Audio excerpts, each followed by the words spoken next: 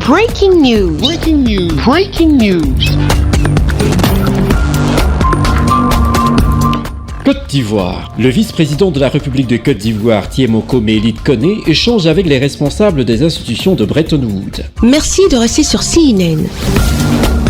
Breaking news. Breaking news.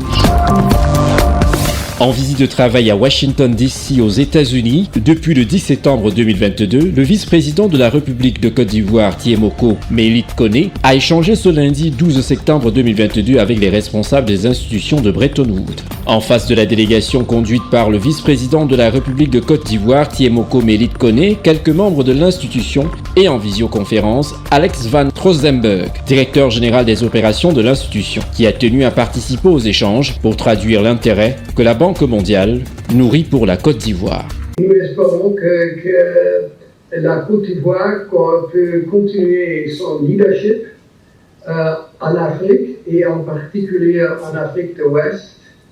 Et nous espérons comment on peut vraiment avancer, qu'on peut ensemble identifier un certain nombre de projets qui peuvent être transformatifs pour votre pays. Au cours des échanges, les responsables de ces institutions ont fait part de leur volonté d'accroître leur appui envers la Côte d'Ivoire. Le vice-président de la République de Côte d'Ivoire, Thiemoko Mélit Koné, a par la suite rencontré le directeur général de la Société financière internationale qui a annoncé que l'institution dont il a la charge va intensifier ses interventions dans plusieurs secteurs en Côte d'Ivoire. Dans les secteurs, bien sûr, la Côte d'Ivoire a un avantage comparatif, l'agriculture, mais également le secteur manufacturier, la petite entreprise, la PME.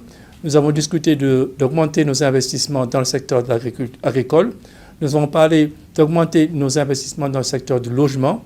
Nous avons parlé d'une augmentation de nos investissements dans le secteur manufacturier pour pouvoir créer justement cette chaîne d'entreprises, de petites et moyennes entreprises qui sont créateurs d'emplois.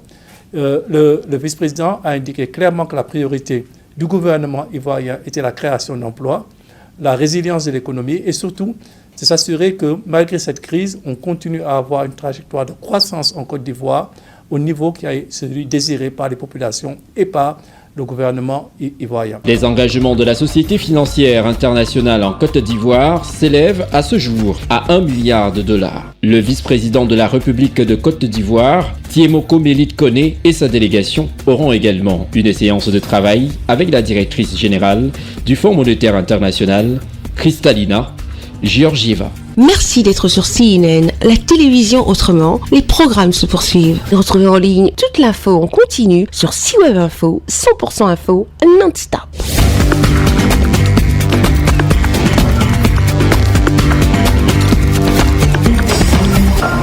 Breaking news. Breaking news. Sur CNN.